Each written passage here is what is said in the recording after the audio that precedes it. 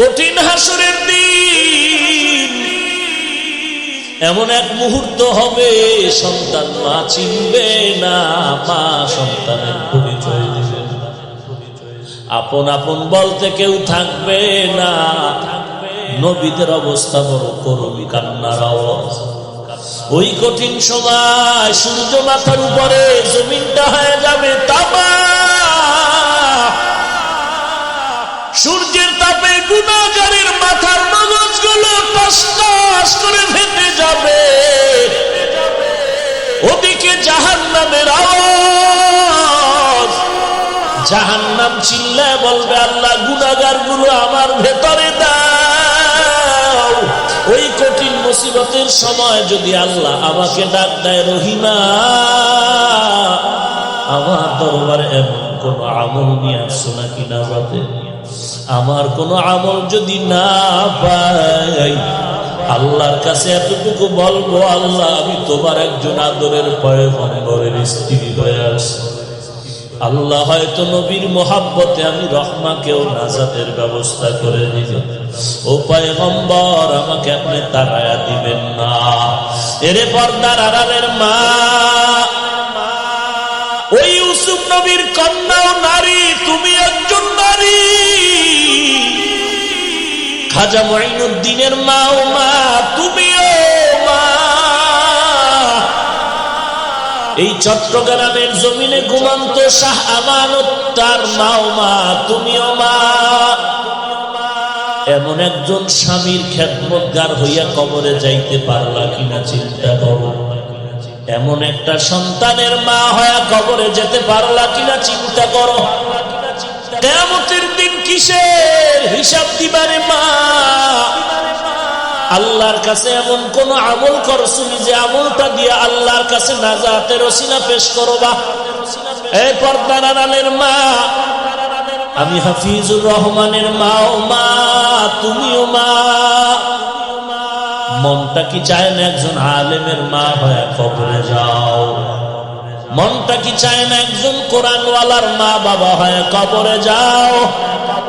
সন্তান মা বাবার জানাজার ইমামতি করবে, কবরের কিনারায় গিয়া কোরআন তেলাওয়াত করে দোয়া করবে।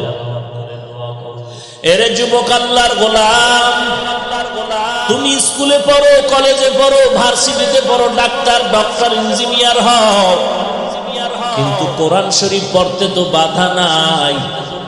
তুমি স্কুলে পড়ো, কলেজে পড়ো, তবে কোরআন শরীফটা তুমি পার্ট টাইম একটা টাইম ঠিক করিয়ে কোরআনটা শুদ্ধ করো। এশার নামাজের পরে 1 ঘন্টা, না হয় ফজরের পরে 1 ঘন্টা ইমামরে সময় দিয়ে কোরআন শিখো।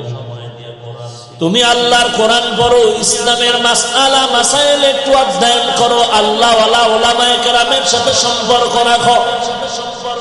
আমার সমাজের মধ্যে বহু ডাক্তার আছে, কোরআন পড়ে, ইসলামী জ্ঞানে বড় দামি আগাম।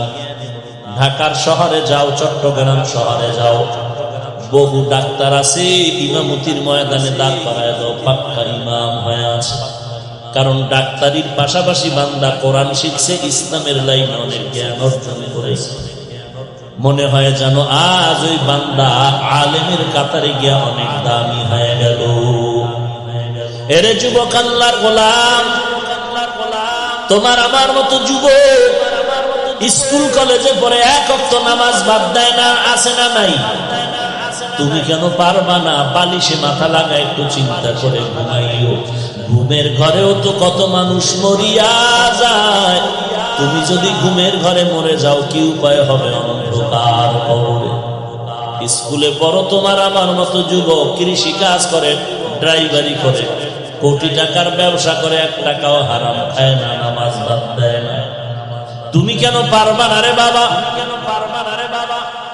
তুমি নেতা মানো, দল মানো, তরিকা মানো, সব কিছুর ঊর্ধ্বে আমার আল্লাহ, সব কিছুর ঊর্ধ্বে আমার পয়গম্বর।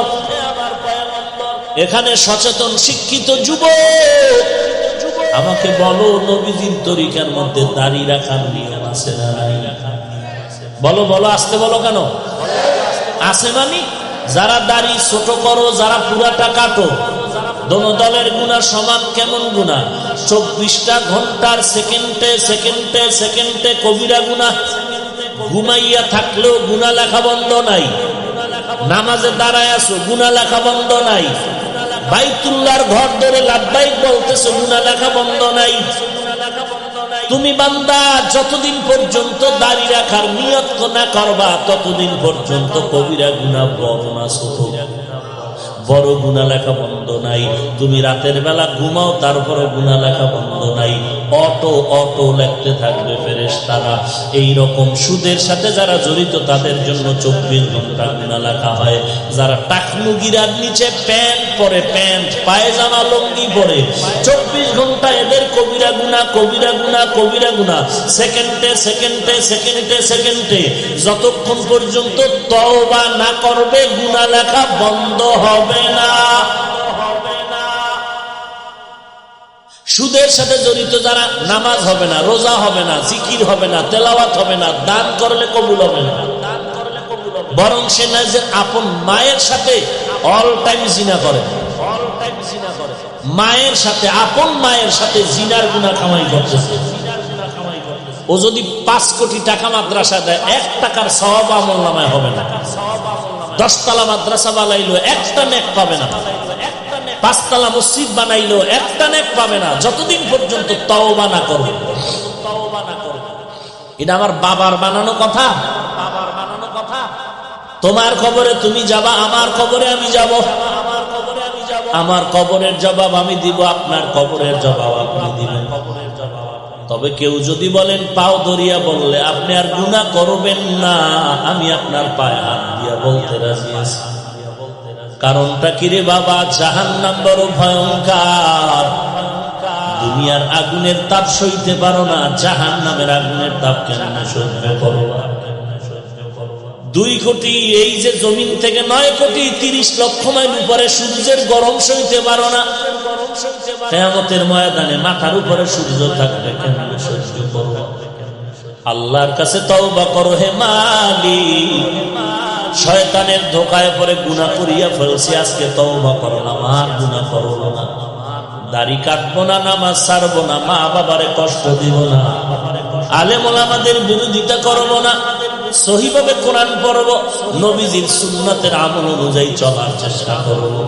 আমার মতো যুবক যদি র‍্যাব, আর্মি, পুলিশ, বিডিআরের চাকরি করে দাড়িওয়ালা নামাজি হতে পারে, আমি কেন পারবো না?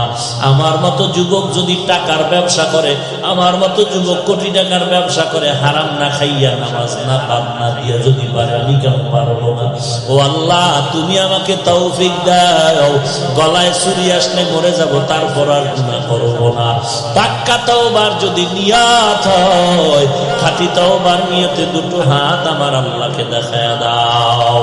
আয় আল্লাহ, সবার হাত আপনি কবুল করে নেন, তওবা কবুল করে নেন, তওবার উপরে মজবুত হয়ে চলার তৌফিক দান করেন।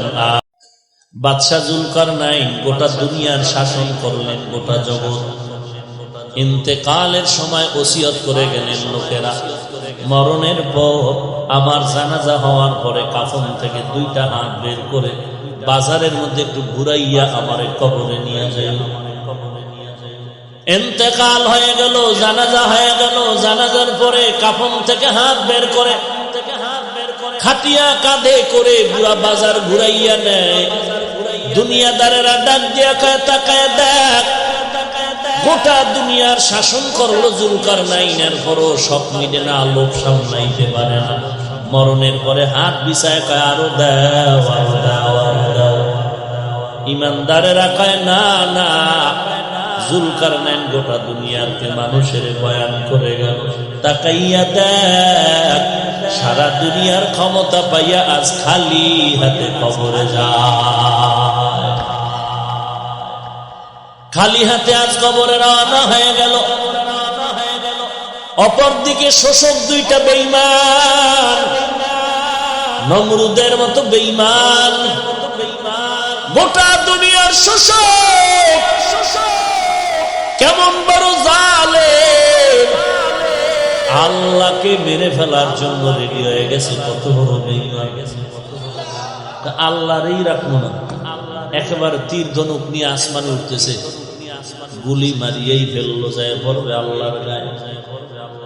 একটা প্রাণীর গায়ে লাগার পরে রক্ত লাগলো, মেরে ফেলেছে। ওয়া মাকারাল্লাহ ওয়া মাকারাল্লাহ ওয়াল্লাহু খায়রুল মাকিরিন।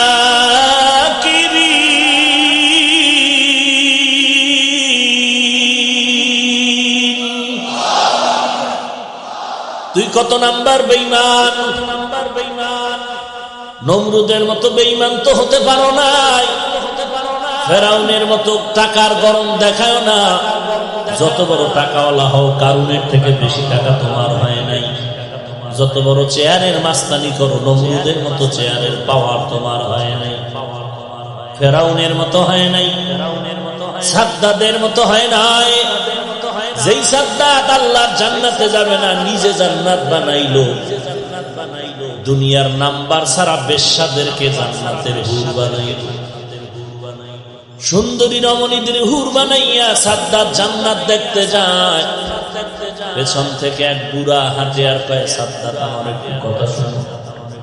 সাদ্দাত পেছনে তাকায় বলে, কথা শোনার টাইম নাই। কেমন যেন চুম্বকের মতো সাদ্দাত আগাচ্ছে ঘোড়ার পিঠে, আর বুড়া পায়ে হেঁটে তত আগায় যাচ্ছে। এক পাও ঘোড়ার উপরে আর এক পাও জান্নাতের গেইটে। বুড়া সামনে গিয়ে কয়, পাও নামাবি না আজরাইল? অন্ধকারে পথের মাঝে চলছো ভাইও একা, মনের মাঝে খেলছে তোমার কত আঁকা বাঁকা। সাদ্দাত সম পলক তোমায় নাহি কহেলিতে দিবে, হুঙ্কারে মালাকুল মওত তোমায় নিয়ে যাবে।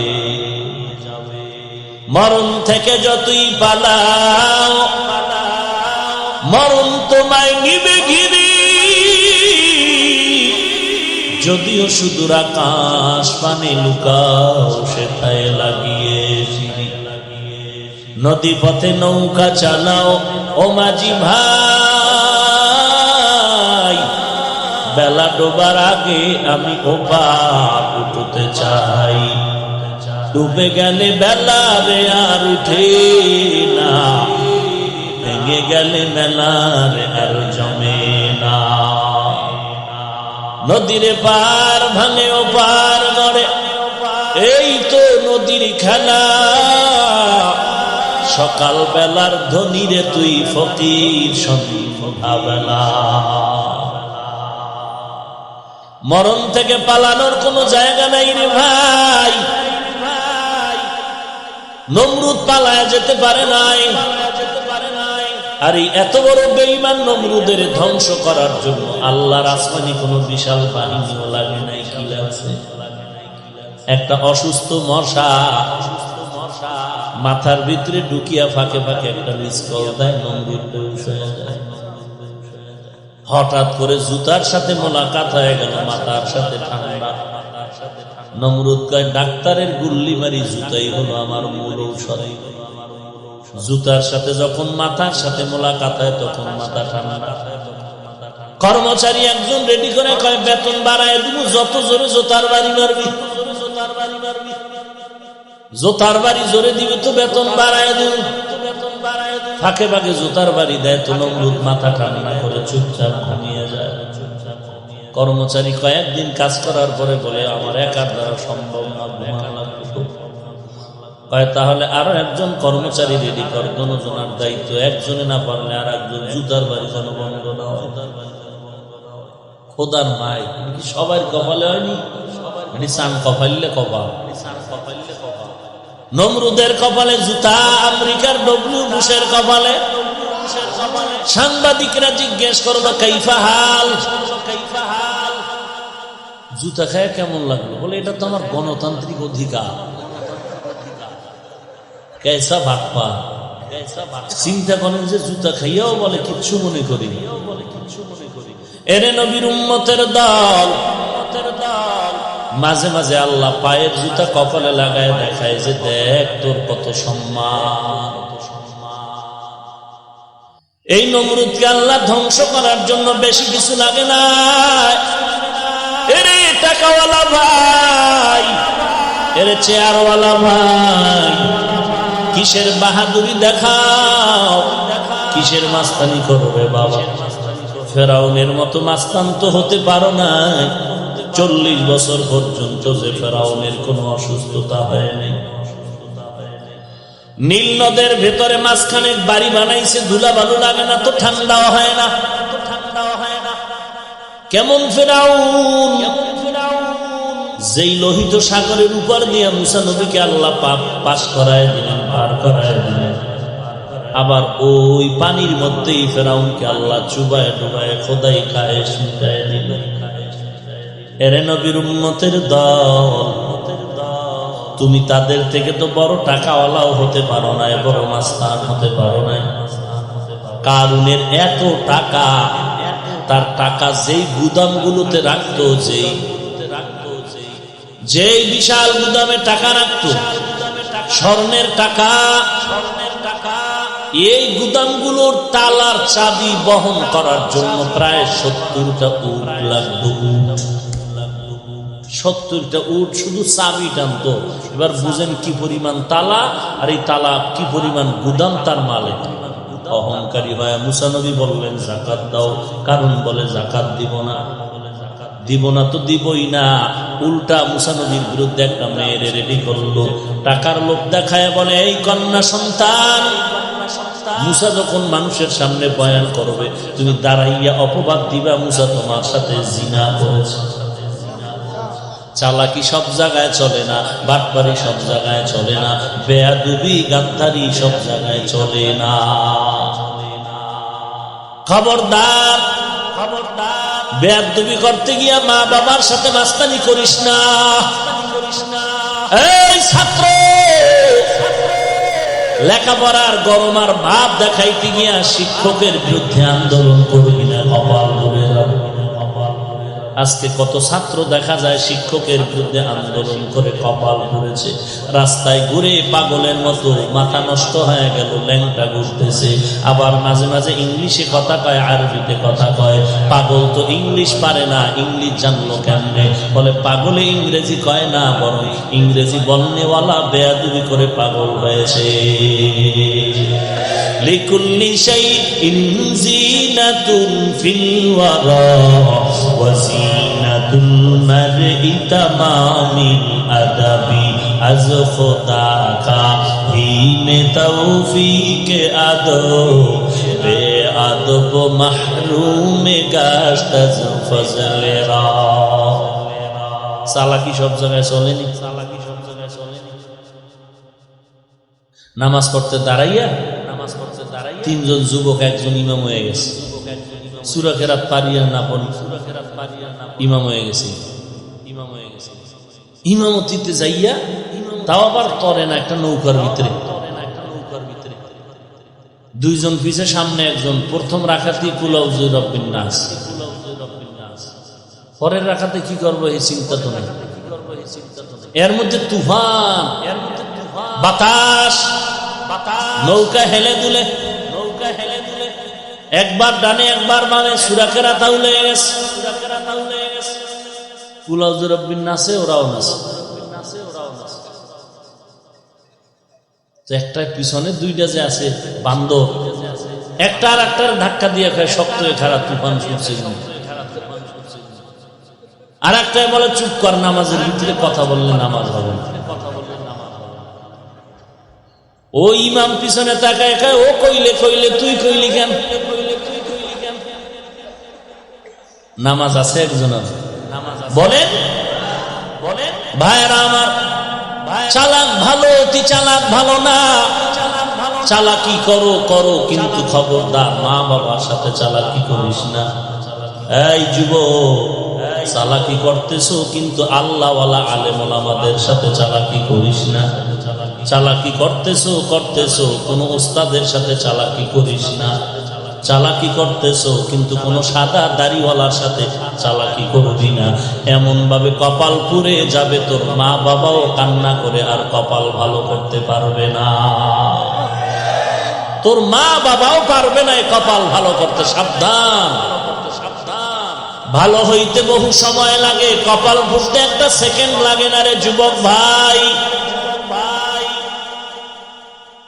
এই জমিনের মধ্যে সাহায্য তার থেকে নাও যার তিনটা দুর্বলতা নাই। এক নম্বরে যার পিছুটান নাই, দুই নম্বরে যার অভাব নাই।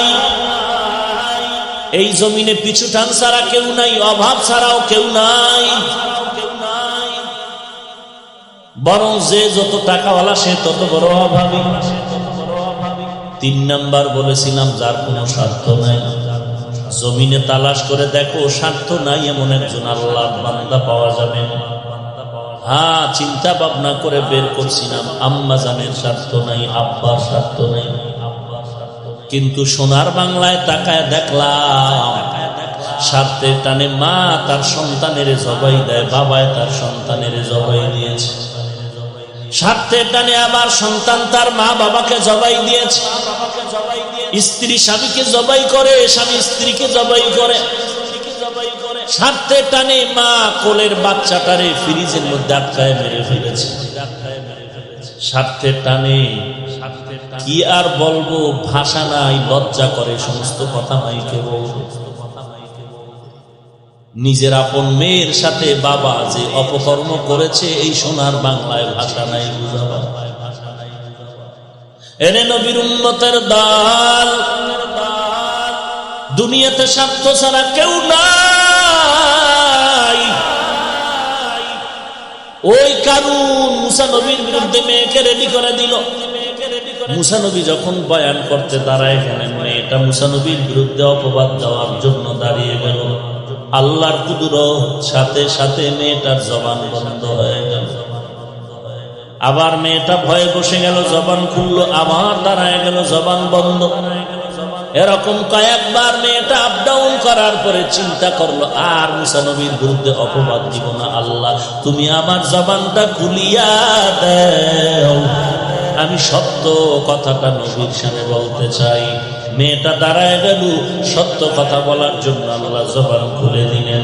মেয়ে ডাক দিয়া কয়, পয়গম্বর আপনার মতো পবিত্র কেউ নাই। কারণ আমারে টাকার লোভ দেখায় রেডি করছিল আপনার বিরুদ্ধে অপবাদ দিব, আমার সাথে জিনা করেছেন।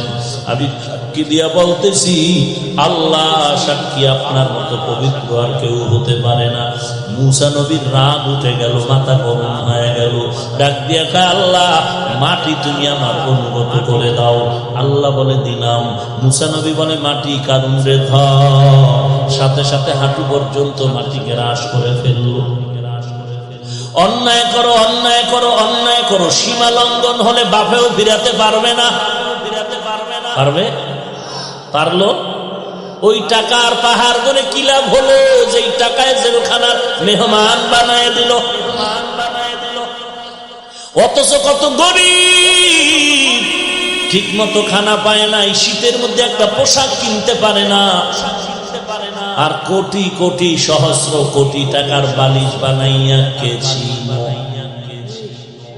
কি লাভ হলো এই টাকায়, যেই টাকায় জেলখানার মেহমান বানাইল? কি লাভ হইল ওই সন্তানের বাবা হইয়া, যেই সন্তানের কারণে মা বাবার বেইজ্জতি জেলখানায় যেতে হয়? কি হলো ওই স্ত্রীর স্বামী হইয়া, যেই স্বামী স্ত্রীর কারণে আজ লাঞ্ছিত হতে হয়? কি লাভ হবে ওই ক্ষমতা, যেই ক্ষমতায় আজ জুতার বাড়ি খেতে হয়? ভাইরা আমার, অথচ আমার সমাজে কত গরিব 5,000 টাকা 10,000 টাকার কারণে মেয়েকে বিবাহ দিতে পারে না। ঘরের চুলায় আগুন জ্বলে না। এমন ঈদের সময় যায়, বাবায় সন্তানরে একটা নতুন জামা দিতে পারে না। এরে নবীর উম্মতের দল, ওই কারুনকে আল্লাহর নবী মুসা যখন বলল মাটি ধর, হাঁটু পর্যন্ত গ্রাস হয়ে গেল। কারণ বলে বাঁচাও বাঁচাও, আর অন্যায় করব না। মুসা নবী কয় মাটি ধর। কারণের মাজা পর্যন্ত মাটি গ্রাস করে ফেলল। কারণ বলে বাঁচাও বাঁচাও। মুসা নবী বলে মাটি ধর, ধরার মতো ধর। সিনা পর্যন্ত মাটি গ্রাস করে ফেলল। উম্মতের বলে পাথর মেরে ওরে ধ্বংস করে দাও। আল্লাহ শেষ হওয়ার পর ডাকিয়ে বলে, রে মুসা, কারণ যতবার তোমাকে বলছে বাঁচাও বাঁচাও বাঁচাও, তুমি বাঁচাইতে পারো না। তোমার মনটা খারাপ, মেজাজ গরম হয়ে গেছে। গেল। আমি আমি আল্লাহ রহমান, কারণের দিকে আমি কুদরতের নজর দিয়া তাকাইছি না। তোমারে বারবার বলছে বাঁচাও, আর আমি আল্লাহকে যদি একবার বলতো আল্লাহ তুমি আমারে বাঁচায় দাও, আমি আল্লাহ অবশ্যই কারণের হেফাজত করতাম।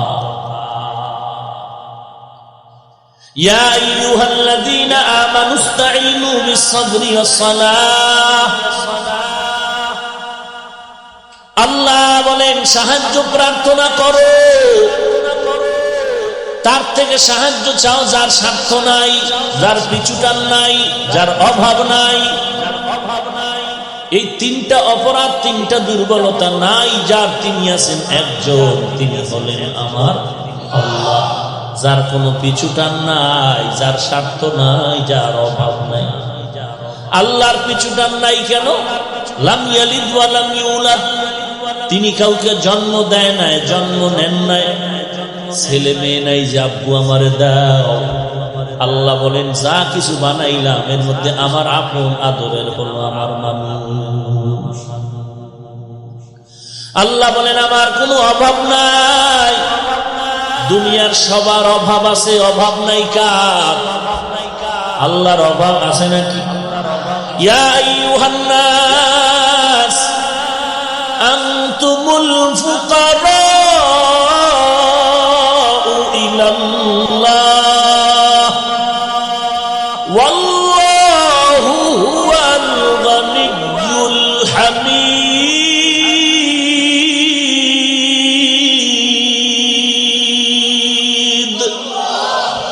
গর তাওয়াক্কুল নিকুনি হর সুবহ শাম, میرا سانا درس تو ازلا مقام جزب حق چی زمخا از انسو جا فضل او عامست در جملا جہا।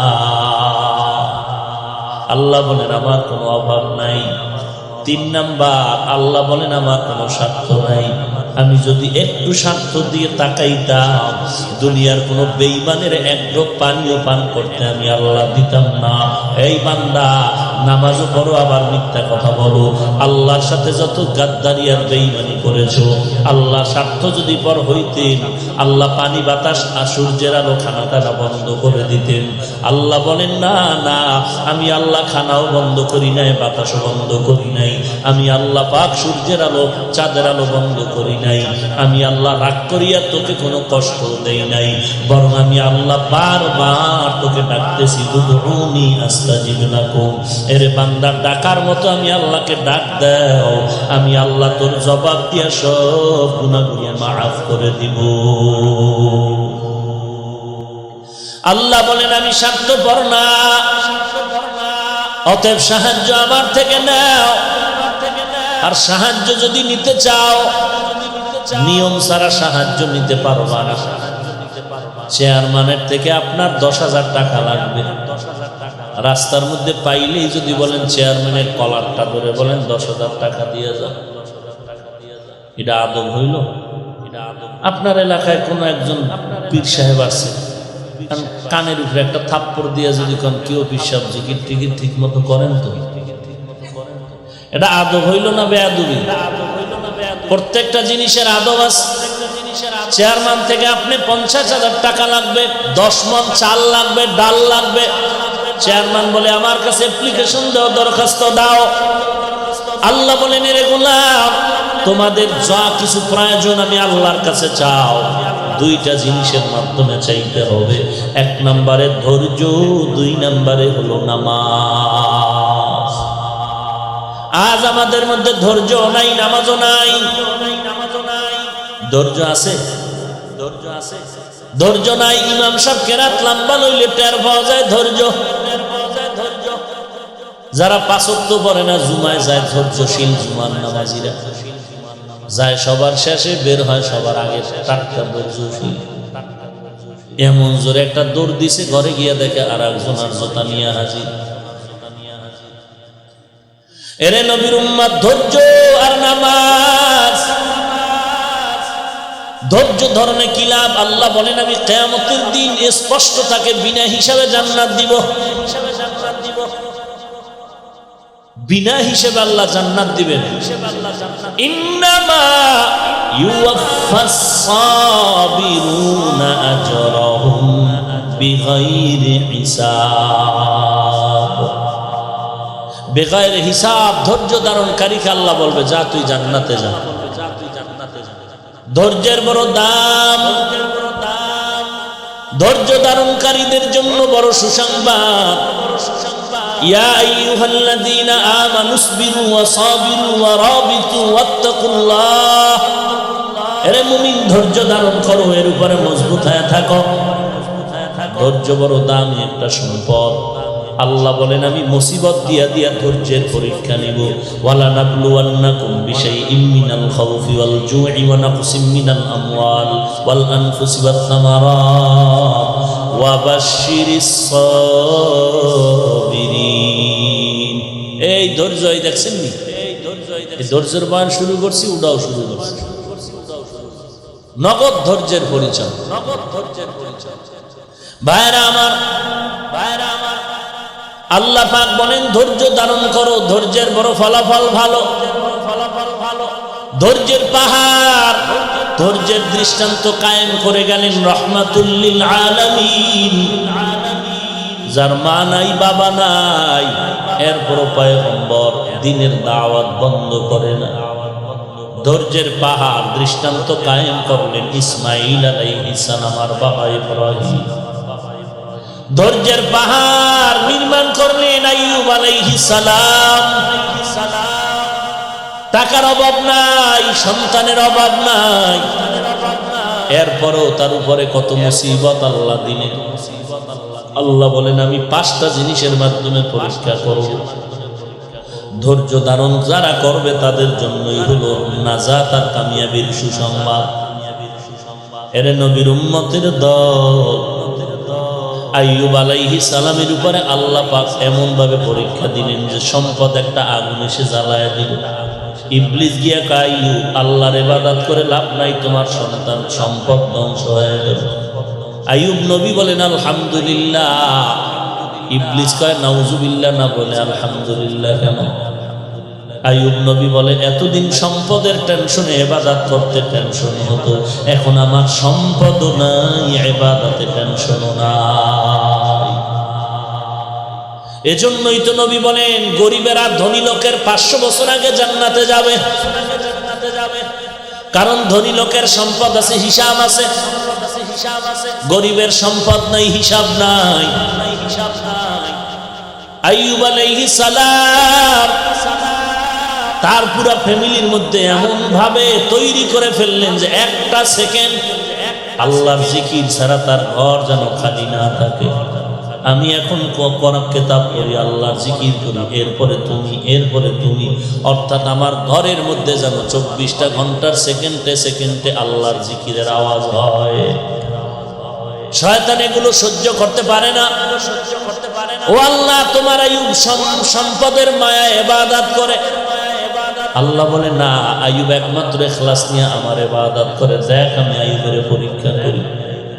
সর্বশেষ আইয়ুব নবী বিছানায় পড়ে গেলেন, চলার মতো রাস্তাও নাই, উঠতে পারে না, পার্শ্ব পরিবর্তন করতে পারে না। এক পর্যায়ে শরীরের মধ্যে পোকা শুরু হয়ে গেল। এমন ভাবে আল্লাহ পরীক্ষায় ফালাইলেন, পোকার শরীরে কিরায় ধরে, গন্ধ শুরু হয়ে গেল। এলাকার মানুষ এলাকা ছেড়ে চলে যায়। আইয়ুব নবী একবার তাকায় দেখে তার জিহ্বার মধ্যে পোকা। চোখের পানি ছেড়ে কান্না করেন, হে মালিক, এতদিন পুরা শরীরের মধ্যে পোকা, জিহ্বা ভালো ছিল, তোমার নাম ডাকতাম আর জিহ্বা দিয়া জিকির করতাম, ক্ষুধা নিবারণ হয়ে যাইত। এখন আমি জিহ্বা দিয়া কেমনে তোমারে ডাকবো? ও আল্লাহ তুমি যা মনে করো পরীক্ষা আরো করো, তবে আমারে তৌফিক দাও, আমি ধৈর্য ধারণ করে যেন চলতে পারি। এমন কান্নার আওয়াজ, এলাকার মানুষ দুর্গন্ধে এলাকা ছেড়ে চলে গেল। হঠাৎ নবী তাকায় দেখে তার অনেক বিবি, কয়েকজন বিবি পাশে দাঁড়ায়, বলে তালাক দাও, আমরাও চলে যাব। আইয়ুব নবী বলে যাও যাও, দুনিয়াতে মনে করছিলাম সন্তানের জন্য মা আপন বাবা আপন, আমার সন্তান নাই, বাবাও নাই, মাও নাই। একটা উপযুক্ত পুরুষের জন্য শেষ সীমানা ঠিকানা হলো তার স্ত্রী আপন। আজকে তোমরাও আমারে ছাড়িয়া যাও। আইয়ুব নবী আল্লাহর দরবারে কান্না করেন, ও দয়ার মালিক, আজকে তুমি তাকায়া দেখো আমার বিবিরা পর্যন্ত আমারে ছাড়িয়া চলিয়া যায়, সবাই আমারে ছেড়ে দিয়া যায়, তুমি আমারে ছাড়িয়া দিও না রে আল্লাহ। ও আল্লাহ, সবাই আমারে ভুলে গেল, তুমি আমারে ভুলিও না রে মালিক। আল্লাহ বলেন যে আমারে ভুলে না, আমিও তাকে ভুলবো না। আইয়ুব নবী তাকায়া দেখে সবাই গেল, একটা মাত্র বিবি ইউসুফ নবীর কন্যা রহমা নামের, সাধারণ সবাই জানে যার নাম রহিমা। আইয়ুব নবীর একমাত্র বিবি রহমা আইয়ুব নবীর পায়ের কিনারায় বসে বসে গুনগুন করে কান্না করে। আইয়ুব নবী ইশারায় বললেন, বিবি কেন তুমি যাও না? রহমা নামের বিবি চোখের পানি ছেড়ে কান্না করে বলেন, পয়গম্বর, আমাকে আপনি তাড়াইয়া দিবেন না, আমার জীবনের শেষ পর্যন্ত আমি আপনার খেদমত করিয়া জীবন শেষ করতে চাই। কারণ হলো আমি রহিমার কোনো আমল নাই। কঠিন হাসরের দিন এমন এক মুহূর্ত হবে, সন্তান মা চিনবে না, মা সন্তানের পরিচয় দিবে না, আপন আপন বলতে কেউ থাকবে না। নবীদের অবস্থা বড় করুণ, কান্নার আওয়াজ। ওই কঠিন সময় সূর্য মাথার উপরে, জমিনটা হয়ে যাবে তামা, সূর্যের তাপে গুনাহগারের মাথার মগজগুলো টস টস করে ফেটে যাবে। ওদিকে জাহান্নামের আওয়াজ, জাহান্নাম চিল্লায় বলবে, আল্লাহ গুনাহগারগুলো আমার ভেতরে দাও। ওই কঠিন মুসিবতের সময় যদি আল্লাহ আমাকে ডাক দেয়, রহিমা, আমার দরবারে এমন কোন আমল নিয়ে আসছো নাকি না যাতে, আমার কোন আমল যদি না পাই, আল্লাহর কাছে এতটুকু বলবো, আল্লাহ আমি তোমার একজন আদরের পয়গম্বরের স্ত্রী হয়ে আসছি। আল্লাহ হয়তো নবীর মোহাব্বতে আমি রহমাকেও নাজাতের ব্যবস্থা করে দিবে। ও পয়গম্বর, আমাকে আপনি তাড়ায়া দিবেন না। এরে পর্দার আড়ালের মা, ওই ইউসুফ নবীর কন্যা ও নারী, তুমি একজন নারী। খাজা মুঈনুদ্দিনের মা ও মা, তুমিও মা। এই চট্টগ্রামের জমিনে ঘুমন্ত শাহ আমানত তার মা ও মা, তুমিও মা। এমন একজন স্বামীর খেদমতগার হইয়া কবরে যাইতে পারলা কিনা চিন্তা করো। এমন একটা সন্তানের মা হইয়া কবরে যেতে পারলা কিনা চিন্তা করো। কিয়ামতের দিন কিসের হিসাব দিবারে মা? আল্লাহর কাছে এমন কোন আমল করছুনি যে আমলটা দিয়া আল্লাহর কাছে নাজাতের ওসিলা পেশ করবা। এই পর্দার আড়ালের মা, আমি হাফিজুর রহমানের মা ও মা, তুমিও মা। মনটা কি চায় না একজন আলেমের মা হয়ে কবরে যাও? মনটা কি চায় না একজন কোরআনওয়ালার মা বাবা হয়ে কবরে যাও? সন্তান মা বাবার জানাজার ইমামতি করবে, কবরের কিনারায় গিয়া কোরআন তেলাওয়াত করে দোয়া করবে।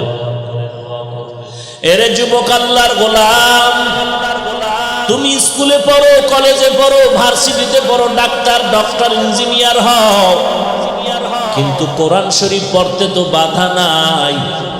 তুমি স্কুলে পড়ো, কলেজে পড়ো, তবে কোরআন শরীফটা তুমি পার্ট টাইম একটা টাইম ঠিক করিয়ে কোরআনটা শুদ্ধ করো।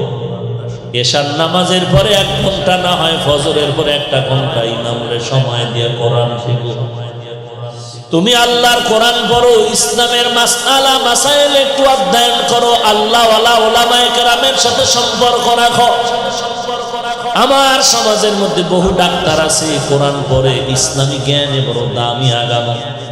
ঢাকার শহরে যাও, চট্টগ্রাম শহরে যাও, বহু ডাক্তার আছে, ইমামতির ময়দানে দাঁড় করায় দাও, পাক্কা ইমাম হয়ে আছে।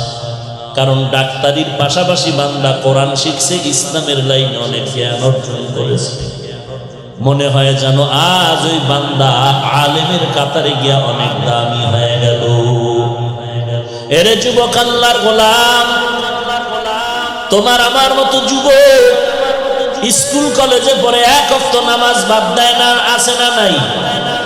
তুমি কেন পারবা না? বালিশে মাথা লাগা একটু চিন্তা করে ঘুমাইও। ঘুমের ঘরেও তো কত মানুষ মরিয়া যায়। তুমি যদি ঘুমের ঘরে মরে যাও, কি উপায় হবে? অন্ধকার কবরে। স্কুলে পড়ো, তোমার আমার মতো যুবক কৃষি কাজ করে, ড্রাইভারি করে, কোটি টাকার ব্যবসা করে, 1 টাকাও হারাম খায় না, নামাজ বাদ দেয় না। তুমি কেন পারবা না রে বাবা? তুমি নেতা মানো, দল মানো, তরিকা মানো, সব কিছুর ঊর্ধ্বে আমার আল্লাহ, সব কিছুর ঊর্ধ্বে আমার পয়গম্বর। এখানে সচেতন শিক্ষিত যুবক, আমাকে বলো, নবীজির তরিকার মধ্যে দাড়ি রাখার নিয়ম আছে না নাই? বলো বলো, আসতে বলো কেন? আছে মানে যারা দাড়ি ছোট করো, যারা পুরাটা কাটো, দোনো দলের গুনাহ সমান। কেমন গুনাহ? 24টা ঘন্টার সেকেন্ডে সেকেন্ডে সেকেন্ডে কবিরা গুনাহ। ঘুমাইয়া থাকলেও গুনাহ লেখা বন্ধ নাই। নামাজে দাঁড়ায় আছো, গুনাহ লেখা বন্ধ নাই। বাইতুল্লাহর ঘর ধরে লাব্বাইক বলতেছো, গুনাহ লেখা বন্ধ নাই। তুমি বান্দা যতদিন পর্যন্ত দাড়ি রাখার নিয়ত না করবা, ততদিন পর্যন্ত কবিরা গুনাহ বড় না ছোট, বড় গুনাহ লেখা বন্ধ নাই। তুমি রাতের বেলা ঘুমাও, তারপরও গুনাহ লেখা বন্ধ নাই। অটো অটো লিখতে থাকবে ফেরেশতারা। এই রকম সুদের সাথে যারা জড়িত, তাদের জন্য 24 ঘন্টা গুনাহ লেখা হয়। যারা টাকনু গিরার নিচে প্যান্ট পরে, প্যান্ট পায়জামা লুঙ্গি পরে, 24 ঘন্টা এদের কবিরা গুনাহ, কবিরা গুনাহ, কবিরা গুনাহ। সেকেন্ডে সেকেন্ডে সেকেন্ডে সেকেন্ডে যতক্ষণ পর্যন্ত তওবা না করবে, গুনাহ লেখা বন্ধ হবে না। সুদের সাথে জড়িত যারা, নামাজ হবে না, রোজা হবে না, জিকির হবে না, তেলাওয়াত হবে না, দান করলে কবুল হবে না, বরং সে নিজের আপন মায়ের সাথে অল টাইম জিনা করে। মায়ের সাথে, আপন মায়ের সাথে জিনার গুনাহ কামাই করতেছে। ও যদি 5 কোটি টাকা মাদ্রাসা দেয়, 1 টাকার সওয়াব আমলনামায় হবে না। 10 তলা মাদ্রাসা বানাইলো, একটা নেক পাবে না। 5 তলা মসজিদ বানাইলো, একটা নেক পাবে না, যতদিন পর্যন্ত তওবা না করবে। এটা আমার বাবার বানানো কথা। তোমার কবরে তুমি যাবা, আমার কবরে আমি যাব। আমার কবরের জবাব আমি দিব, আপনার কবরের জবাব আপনি দিবেন। তবে কেউ যদি বলেন, পাও ধরিয়া বললে আপনি আর গুনাহ করবেন না, আমি আপনার পায়ে হাত দিয়া বলতে রাজি আছি। কারণটা কি রে বাবা? জাহান্নাম বড় ভয়ঙ্কর। দুনিয়ার আগুনের তাপ সইতে পারো না, জাহান্নামের আগুনের তাপ কেমনে সহ্য করবা? 2 কোটি, এই যে জমিন থেকে 9 কোটি 30 লক্ষ মাইল উপরে সূর্যের গরম সইতে পারো না। কিয়ামতের ময়দানে মাথার উপরে সূর্য থাকবে, কেমনে সহ্য করবা? আল্লাহর কাছে তওবা করো, হে মালিক, শয়তানের ধোকায় পড়ে গুনাহ করিয়া ফেলছি, আজকে তওবা করলাম, আর গুনাহ করব না, দাড়ি কাটবো না, নামাজ ছাড়বো না, মা বাবারে কষ্ট দিব না, আলেম ওলামাদের বিরোধিতা করব না, সহিভাবে কোরআন পড়ব, নবীজির সুন্নাতের আমল অনুযায়ী চলার চেষ্টা করব। আমার মতো যুবক যদি র‍্যাব, আর্মি, পুলিশ, বিডিআরের চাকরি করে দাড়িওয়ালা নামাজি হতে পারে, আমি কেন পারবো না? আমার মতো যুবক যদি টাকার ব্যবসা করে, আমার মতো যুবক কোটি টাকার ব্যবসা করে, হারাম না খাইয়া, নামাজ না বাদ না দিয়া যদি পারে, আমি কেন পারবো না? ও আল্লাহ, তুমি আমাকে তৌফিক দাও। গলায় ছুরি আসলে মরে যাব, তারপর আর গুনাহ করবো না। পাক্কা তওবার যদি নিয়ত হয়, খাঁটি তওবার নিয়তে 2 হাত আমার আল্লাহকে দেখায় দাও। আয় আল্লাহ সবার হাত আপনি কবুল করে নেন, তওবা কবুল করে নেন, তওবার উপরে মজবুত হয়ে চলার তৌফিক দান করেন, আমিন। আলহামদুলিল্লাহি রাব্বিল আলামিন, ওয়াসসালাতু ওয়াসসালামু আলা সাইয়্যিদিল আমবিয়া'i ওয়াল মুরসালিন ওয়া আলা আলিহি ওয়া আসহাবিহি আজমাইন। ইয়া আরহামার রাহিমিন, ইয়া আরহামার রাহিমিন, ইয়া আরহামার রাহিমিন। আয় আল্লাহ তাআলা, গুনাহের বোঝা নিয়ে আপনার দরওয়াজায় হাজির। ও আল্লাহ, আমরা যারা ময়দানে আসছি, কারো গুনার খবর কেউ জানে না, কিন্তু আপনি জানেন আল্লাহ। আমি কত বড় গুনাহগার, আমার মা বাবা ভাই বোনেরা কেউ জানে না, আপনি জানেন। আয় আল্লাহ, গুনার কারণে আপনি রাগ করিয়া পানিও বন্ধ করেন নাই, বাতাস বন্ধ করেন নাই, রাগ করিয়া খানাও বন্ধ করেন নাই। ও আল্লাহ, শয়তানের ধোকায় পড়ে গুনাহ করেছি, আজকে তওবার দরজায় ফিরে আসলাম, আর গুনাহ করব না রে আল্লাহ। আয় আল্লাহ, গুনাহগার হয়ে কবরে যেতে চাই না। ওই কবরে গুনাহগারের জন্য যে আযাব সহ্য করতে পারবো না রে আল্লাহ। কবরের দুই পার্শ্বের মাটির চাপ সহ্য করতে পারবো না রে আল্লাহ। মেহেরবানি করে গুনাহমুক্ত জিন্দেগি দান করেন।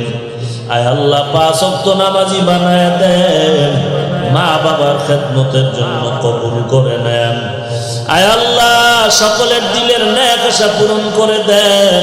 নবীজির মুহাব্বতে সকলের দোয়া মুনাজাত কবুল করে নেন।